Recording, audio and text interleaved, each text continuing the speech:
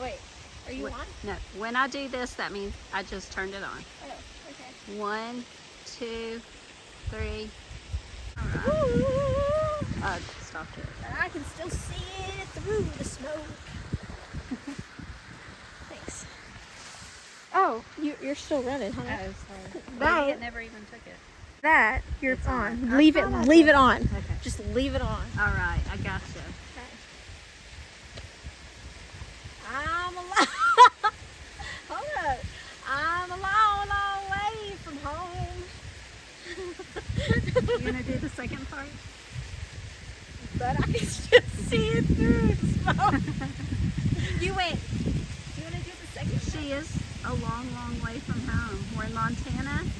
She lives in Tennessee. As do I. Here am I. Hello. Wait, there you are. What else do you do? I just do this. No, you do this. Look, she does this. Oh yeah, I do this.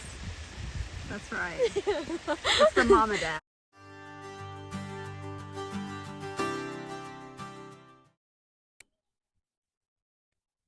I was waiting for this family to walk by, and I kind of was joking with my mom earlier, and I was like, oh, I'm gonna go film a YouTube video, and then I just decided to go ahead and do this. My dad and my brother went on a hike today, and me and my mom, because I had some work to do, and then my mom had some work to do, we basically stayed at our Airbnb that we stayed at, and it's on a lake. We are in Whitefish. This is where we stayed. It's just really calming. It's very peaceful. Before this trip, I literally filmed a video where I was just like very spiritually down, like spiritually and mentally really down and upset. And this trip has been really good. Oh well, my mom literally just scared the daylight out of me, and my blood sugar is over 170, so this is gonna be a stop and pause thing. Come out here.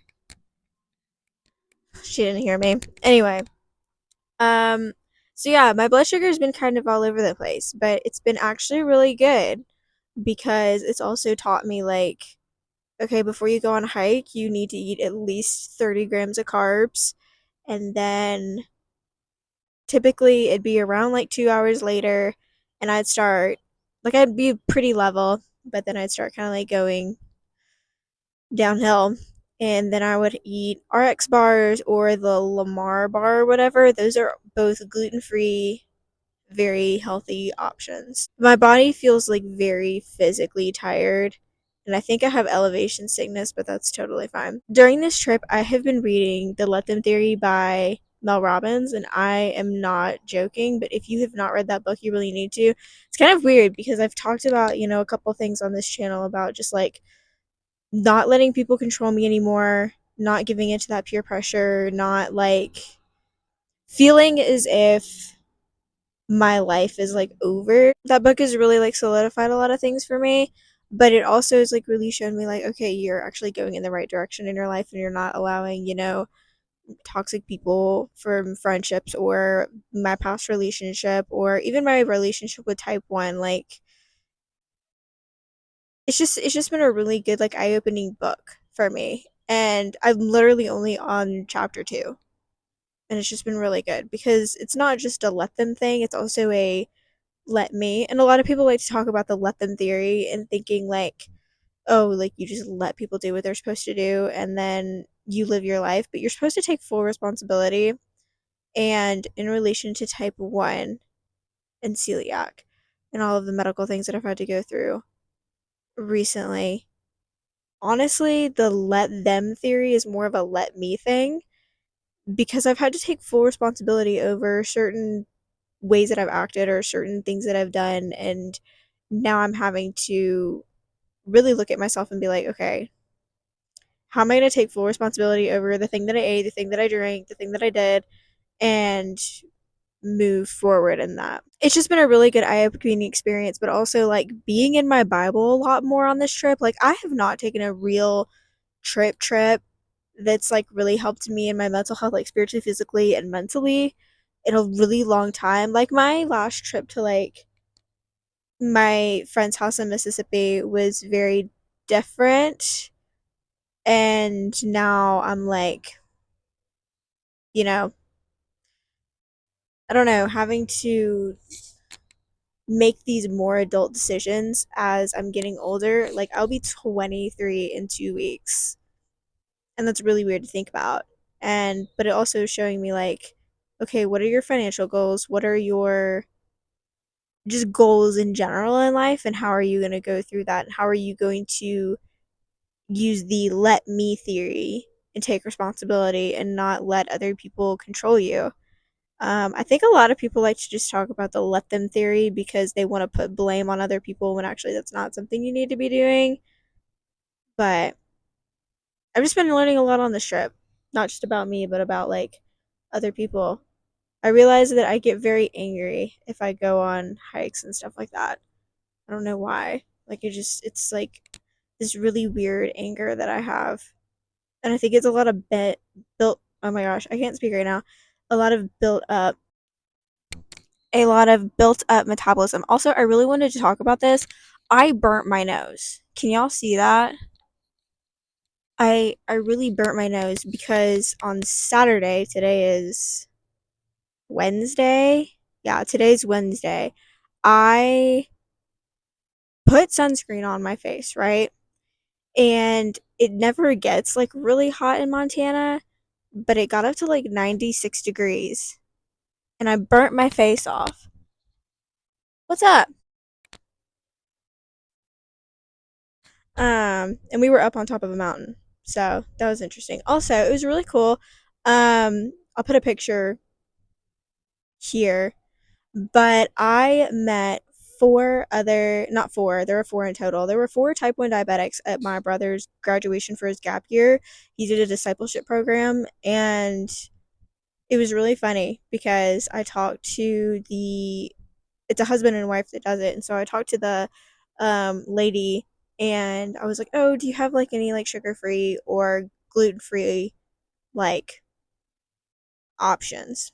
And they had this meat that was like gluten-free. What's up? But it's kind of interesting because there were three other people there that also had gluten problems. And yeah, I was just able to ask about that, but also kind of bring awareness to it. How was your hike? You want to join in? And what's up? Anyway, you like my microphone? Yeah, What? I like your little microphone. Thanks. Click on it. You should click it right there.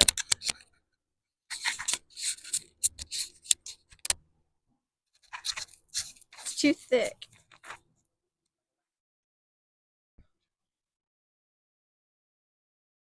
Wow. Yeah, I'll let you keep. Cool. Keep yapping. What was I talking about? Gluten, people at graduation. Oh yeah. Okay. Um.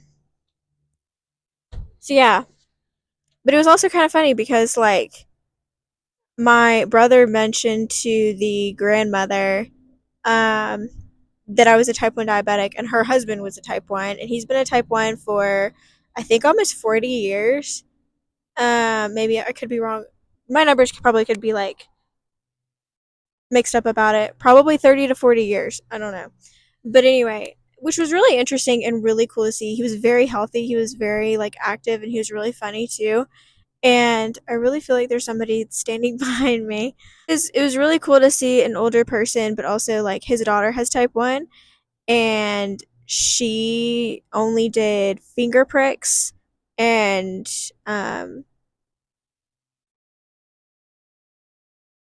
did injections on her insulin.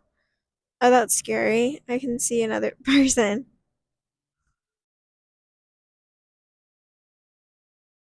What? I don't know what's happening. That was really cool. And she actually like shared with me like her A1C, and she was like, it's very doable to be able to, have kids and to live a full life. And she goes hiking all the time with her family, and she just told me like, you just have to know like your limitations and know like, okay, I need to eat this and I need to do this and this is how much I need to take. And she said, I typically like prick my finger like at least once every 2 hours, which For me personally, I think that that'd be a lot. Plus, like, I would forget to prick my finger and I would literally just be like, oh, this is how I feel. And typically, if I feel a certain way, then it's not gonna. Shut up. Okay.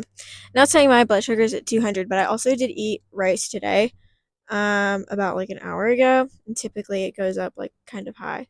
But it was just really cool. And then the other kid, he was about 17 years old. He was like me. He has celiac and he also has type 1, but he did not want to talk about it at all, which is totally understandable. You know, you kind of have to be in that place where you're okay to talk about type 1 and you're okay to share, off your devices and whatever. And it takes people time.